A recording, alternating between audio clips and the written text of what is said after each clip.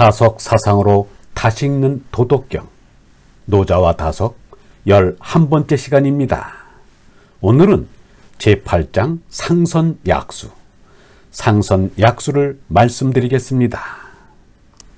경애하는 얼번 여러분, 도덕경 제8장은 이러합니다. 상선약수, 가장 착함은 물 같다. 수선이 만물이 부쟁, 물은 착하여 온갖 것을 좋게 하며 다투질 않는다. 처중인지 소, 무사람이 싫어하는 곳에 머문다. 고기요 도이, 그러므로 참에 가깝다. 거선지, 머물기는 착하도록 땅에. 심선연, 마음은 착하도록 깊게. 여선인, 주는 것은 착하도록 어질게. 언선신, 말은 착하도록 미쁘게. 정선치, 다스림은 착하도록 바르게. 사선능, 일은 착하도록 썩잘. 동선시, 움직임은 착하도록 때맞춰. 부유부쟁, 그저 오직 다투지 않아. 고무, 그러므로 허물이 없다. 노자는 물이 모든 생물을 살리고 모든 더러운 것을 씻어주고 낮은 곳으로만 흘러가는 것을 보고 물에서 가장 착함을 보았습니다. 공자는 냇가에 서서 흘러가는 시냇물을 보면서 가는 것이란 이와 같구나, 밤낮 쉬지 않는도다 하고 인생의 무상함을 탄식하였습니다. 힌두 교도들은 108개의 이름을 지녔다는 겐지스강에서 거룩한 하느님의 사랑을 느낍니다. 그리하여 살아서는 그물에 목욕하여 하느님의 은총을 입고자 하고 죽은 뒤에는 화장한 잿가루를 뿌려 하느님의 구원을 얻고자 합니다. 마하트마 간디는 사람의 마음속으로 흐르는 하느님의 성령의 강물을 발견하고서는 겐지스강은 사람의 마음속에 흐르고 있는데 사람들은 그 강물에 몸을 씻지도 않고 그 휴엄을 얻지도 못한 채 있다라고 말하였습니다. 사람은 날마다 물을 마셔야만 살 수 있습니다. 우리 몸의 70%가 물입니다. 그렇다면 물의 성질을 본받아 물처럼 남을 이롭게 하고 물처럼 나를 낮추고 물처럼 다투지 않음으로써 물의 은혜에 보답하여야 합니다. 톨스토이는 56세에 노자의 도덕경을 읽었습니다. 도덕경 81장 가운데서 이 8장에 상선약수를 가장 좋아하여 자신의 일기장에 옮겨 써 놓았습니다. 그러고는 이렇게 덧붙였습니다. 본보기로 삼아야 할 것은 노자가 말한 물이다. 막히지 않았으면 물은 흐른다. 둑이 있으면 물은 멈춘다. 둑이 뚫어지면 물은 새어 흐른다. 물은 네모 그릇에 담으면 네모가 되고 둥근 그릇에 담으면 둥그러진다. 그런 까닭에 물은 무엇보다 귀하며 무엇보다 강하다. 톨스토이는 노자 속에서 예수를 찾았습니다. 노자나 예수는 난 시대가 다르고 난 나라가 다릅니다.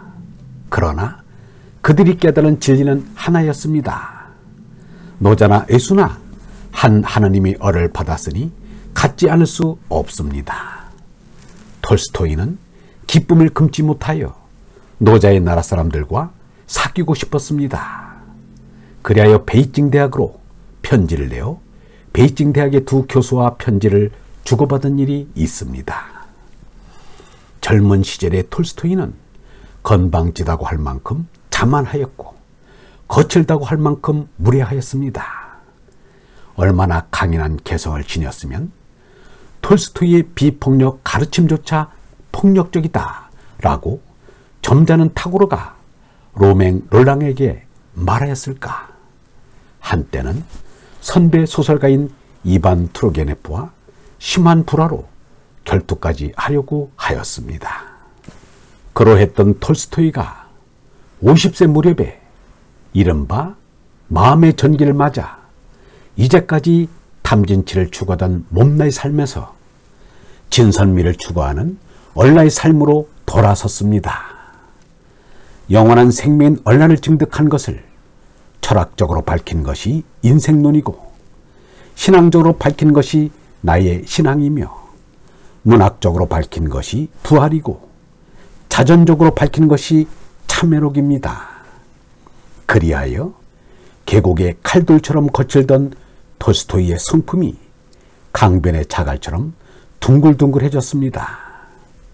거만한 러시아 황실의 귀족 톨스토이와 자존의 세계적 문호 톨스토이는 사라지고, 러시아 농민들의 옷인 루바시카를 입은 농부 톨스토이, 순례복에 배낭을 맨 순례자 톨스토이가 나타났습니다.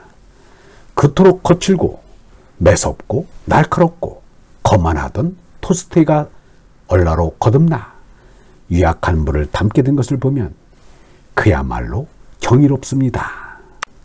톨스토이가 얼마나 겸손해지고 유순해졌는지를 보여주는 일화가 있습니다.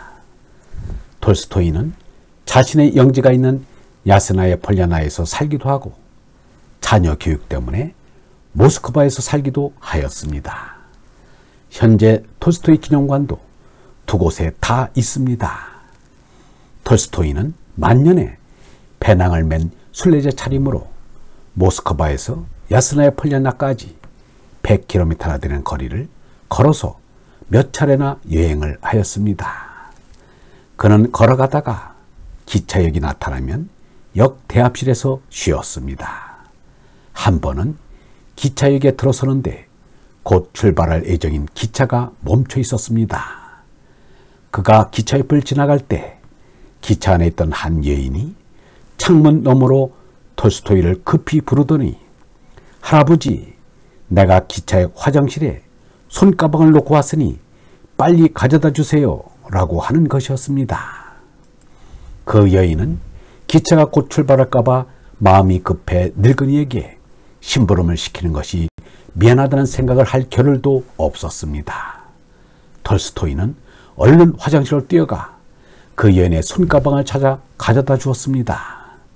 여인은 꼼짝없이 잃어버릴 뻔했던 손가방을 받아들고는 어쩔 줄 몰라 하면서 기뻐하였습니다. 심부름 값으로 여인은 손가방에서 동전 한 잎을 꺼내어 톨스토이에게 건넸습니다. 톨스토이는 그 동전을 받으면서 고맙다고 하였습니다. 그때 톨스토이를 알아본 한 승객이 그 여인에게 심부름을 해준 이가 세계적인 대문호 톨스토이임을 일러주었습니다. 그 말을 듣고서 깜짝 놀란 여인은 톨스토이를 알아보지 못하고 심부름까지 시킨 것을 사과하였습니다. 그러고는 자신의 무례를 사과하는 뜻에서 그 동전을 도로 돌려달라고 하였습니다. 톨스토이는 왜 그러세요? 당신은 아무런 잘못도 하지 않았습니다. 이 동전은 내가 번 것이니 기쁘게 받겠습니다 라고 하면서 빙그레 웃었습니다. 톨스토이는 노자의 가르침인 상선약수를 이처럼 실천하였습니다. 약기지 감기골의 모습을 만년의 톨스토이에게서 볼 수 있습니다. 거선지, 머물기는 착하도록 땅에. 예수는 온유한 사람은 행복하다. 그들은 땅을 차지할 것이다 라고 하였습니다. 겸손한 이는 이마에 땀 흘리며 일하기를 기뻐합니다. 그러나 교만한 이는 사람들이 머리 위에 서기를 즐깁니다. 높은 자리에 있는 사람은 자만이 심해지고 부끄러운 것이 없어진다. 겸손해져야 한다. 내가 없어져야 한다. 그래야 마음이 가라앉고 거울같이 빛나게 된다. 그것이 어리라는 것이다. 그리고 오늘날 오물이나 폐수를 마구 버리는 사람들은 고학지의 사람들입니다. 심선연, 마음은 착하도록 깊게. 마음이 몸에 심부름만 하면 짐승입니다. 나지 않은 것이 좋을 뻔한 천박한 삶을 살게 됩니다. 유영모의 말입니다. 깊이 느끼고 깊이 생각하여 마음을 비우고 밝게 하면 마음속에 깨닫게 되는 것이 있다. 이것이 진리의 생명을 키우는 것이다. 여선인, 주기는 착하도록 어질게. 예수는 이웃을 도울 때 오른손이 하는 일을 왼손이 모르게 하라고 하였습니다. 줄 것을 다 주고 위로 하느님께로 올라가는 것이 죽음이다. 사람이 세상에 나온 것은 모을 것을 모으고 알 것을 알아서 이웃에 주고 가려고 나왔다. 언선신, 말은 착하도록 미쁘게. 말은 마루, 하느님에게서 오는 것이라 하여 말입니다. 유형문은 말은 하느님으로부터 받아서 써야 한다. 하느님과 통교가 끊어지면 생각이 결단나서 그릇된 말을 생각하게 된다 라고 하였습니다. 정선치, 다스림은 착하도록 바르게. 공공의 일을 볼 때는 사욕이 껴서는 안 됩니다. 정치라는 것은 비뚤어진 것을 바로 잡자는 것이다. 몇천 년을 두고 바로 잡겠다는 것을 오늘날까지 못하였다는 것은 부끄러운 일이다. 사선능, 일은 착하도록 썩 잘. 사람은 하느님 사랑, 이웃 사랑의 일을 하기 위해 이 세상에 왔습니다. 유영모는 하느님을 위해서 마음을 바치고 친구를 위해서 몸을 버릴 수 있는 사람이면 이 세상에서 가장 큰 사람이다 라고 하였습니다. 동선시, 움직임은 착하도록 때맞춰. 공자는 사람의 나이와 과제를 6으로 나누어 말하였습니다. 때를 잘 맞춰 이루어야 합니다. 무엇이든지 때를 모르고 서두르는 것은 잘못이다. 또한 그만둬야 할 때는 알아서 그만둬야 한다. 그리고는 위로 하느님께로 올라가는 것이다. 얼번 여러분, 우리도 물의 그 착함을 닮아 겸손히 살아갑시다. 영성신학원 다석아카데미의 하늘소리였습니다.